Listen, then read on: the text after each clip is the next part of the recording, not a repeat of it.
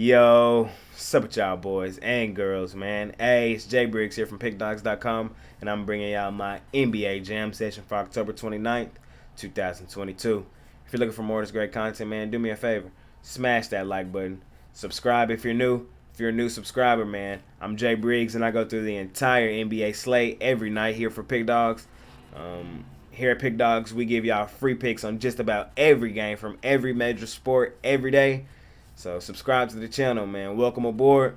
And if you're looking for my best bets, though, as well as the best bets from the top handicappers in the world today, check us out over at pickdawgz.com. Go over there, click the Premium Picks tab, and that's where you'll find best bets from the best handicappers on the planet. Here tonight, man, we got a nice sized NBA card, a few quality games, a few games I feel like we could really attack, a few traps. And like always, man, I'm here to walk y'all through it. So without further ado, man, let's go ahead and hop right in it. First game on the board, we got the Miami Heat facing the Sacramento Kings in an interesting matchup. At first glance, you see Miami minus 3.5. You're like, oh, I like that, but hold on. This Miami team is not the Miami team from last season. They brung a lot of those same pieces back, but they haven't looked like that same juggernaut to begin the season. They come into this game 2-4. Last year, this Miami team was number 1 in the East, but like I said, they begun their season 2-4. They haven't looked all that well to begin it. They lost to Golden State pretty handedly in their last time out. The game before that, they did beat Portland pretty nicely, but the one before that, they lost at home to Toronto. They've been on a win-lose type streak right now. It's really what's been going on for this Miami team after dropping their first 2 games of the season. Here in this one, man, I think this Kings team is the more desperate team. Winless team at home Saturday in front of their home fans. I think Sacramento has a real shot of winning this game, kind of like the Magic did yesterday. And I'm going to take the Kings plus the points here, and I'm also going to sprinkle a little bit on the money line. This Kings team, they're not just that awful. They do have some players over there that can go and get a bucket, and I think they can keep this game pretty competitive, and I wouldn't be shocked at all if they won it outright. So in this first game here tonight, give me the Sacramento Kings plus the points.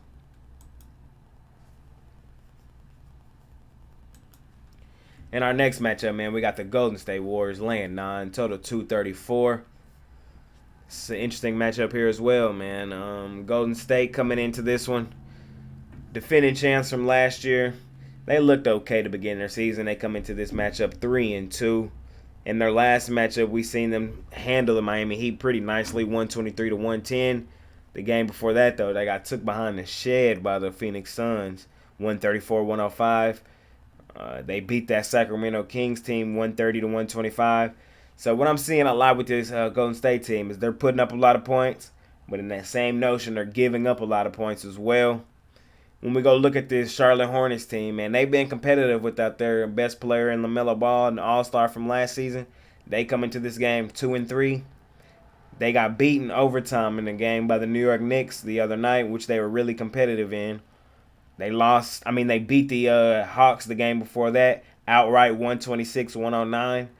So they beat them pretty handedly. They lost to New Orleans by 12 the game before that. So this Charlotte's team overall, they've been pretty competitive. Here in this one, though, as we can see with both teams, they're putting up some decent points. Like I just said in their last one, Charlotte 134-131. So both teams are scoring. Both teams really don't seem interested in playing a whole lot of defense. I think that just trends to an over. I like the over here in this matchup. Both teams, offensive teams. We know Golden State can explode at any moment. And I think Charlotte does enough scoring on the other side. So I'm going to take the over here in this one.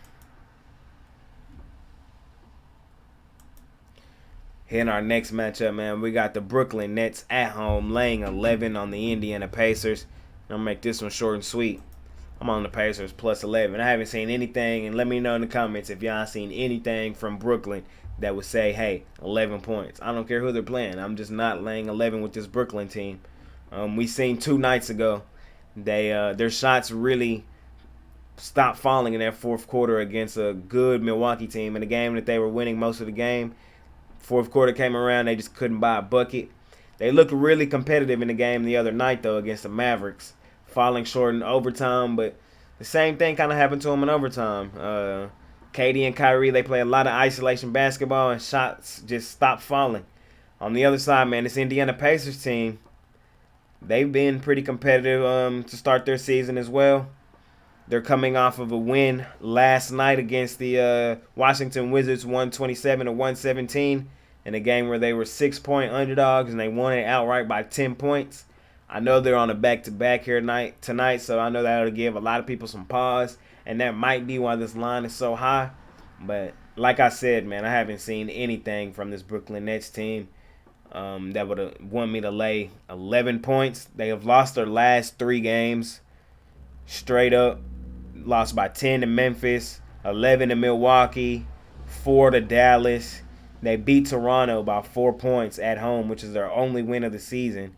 And in their season opener, they got aired out by the New Orleans Pelicans. So there's nothing here that shows me to lay 11 with Brooklyn. Even if they do it, it's not the right bet, and I'm not going to bet it. And I'm not going to suggest it to y'all either.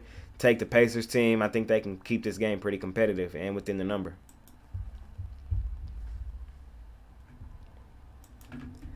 In our next matchup, man, we got the Philadelphia 76ers facing the Chicago Bulls. The line currently, at the time of me doing this video, is not out. I think that's because Joel Embiid, we just found out, will be out for this matchup. And Zach LaVine will be out for the Chicago Bulls. Lonzo Ball was still out for the Chicago Bulls as well. That's 3 stars in this game out. So, that's a pretty significant hint to this game. But we just seen last night the 76ers team, and something that I've been telling y'all since the beginning of the season. And I think that we got a glimpse of that last night. When they put the ball more in Tyrese Maxey's hand, man, he is a severe problem for this league. I think he is the outright favorite to win Most Improved this season. And I think if Philadelphia has a chance, and this is why I have Philadelphia still being my finals pick coming out of the East, is because I think that they have not only 2 superstars in James Harden and Joel Embiid, but I think they have 3 in Tyrese Maxey. He's just that caliber of player. And I think we see another big game from him tonight. Like I said, the line isn't quite out yet. I'll update y'all in the comments as soon as I see a line. So be sure to look down there when y'all are watching this video. But as I'm just going through it right now, I'm leaning towards the 76ers. I don't know how many points it's going to be with Joel Embiid out, so we'll have to see what the line is. But I'm leaning towards the Sixers. I think they could just take care of this Chicago Bulls team. Sixers are still my best team in the East once they finally get rolling. And a winner like that with a great player like that last night, I know they're on a back-to-back, but I think they can put together another game and maybe go on a little roll here now that they done got a few games under their belt. In our next matchup, man, we got the Atlanta Hawks on the road facing the Milwaukee Bucks. Milwaukee laying 5.5. I'll make this one short and sweet as well. I'm on Milwaukee laying the 5.5. I know the Hawks finally got a cover yesterday on the road. First one of the season. But like I said, until I can see them just start putting them together, I'm fading the Hawks on the road, and that's just what I'm doing. And I'm definitely fading them with a good Milwaukee team coming into this one. Milwaukee comes into this game, man, 4-0. We seen them in their last matchup, man. Milwaukee team has just looked good, man. We seen them in their last matchup handle a good Knicks team, 119-108. The game before that, they beat the Nets 110-99. The game before that, they beat the Rockets 125-120. The game before that, they were underdogs to begin their season against the 76ers and beat them outright. So, this Bucks team, 4-0, 4-0 ATS. I see no reason to get off this train now, especially not with a Hawks team on the road. So, give me the Milwaukee Bucks. I think that the defense they're playing will suffocate this Hawks team. Giannis still the best player in the world. I think he can get downhill on them boys. And I like the Bucks here in this one. Later points.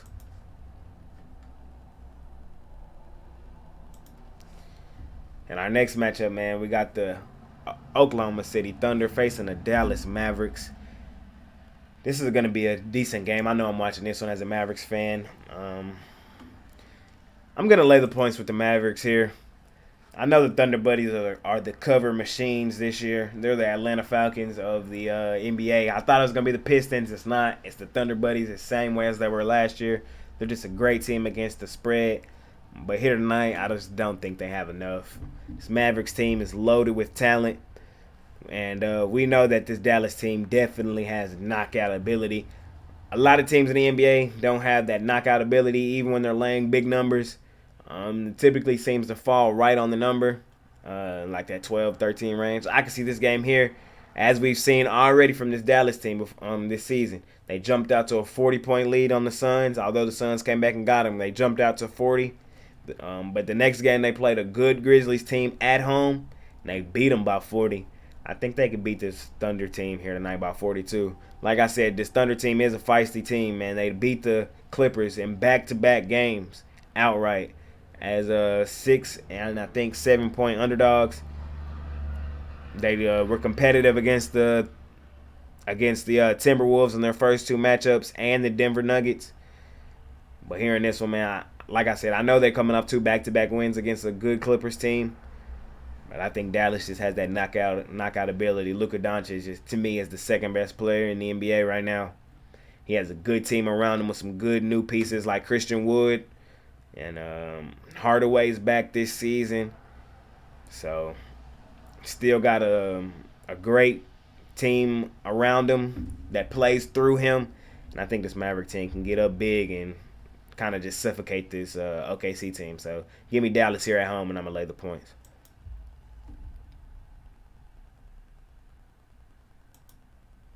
In our last game and final game of the night, we got the Memphis Grizzlies facing the Utah Jazz. Utah laying 6. No, Memphis laying 6. My fault, y'all. Memphis laying 6, total 229. This is an interesting one here, man. No Rudy Gay for the Utah Jazz in this one. No Walker Kessler either. Ja Morant in this one is listed as day-to-day for the Grizzlies, although I do think he goes.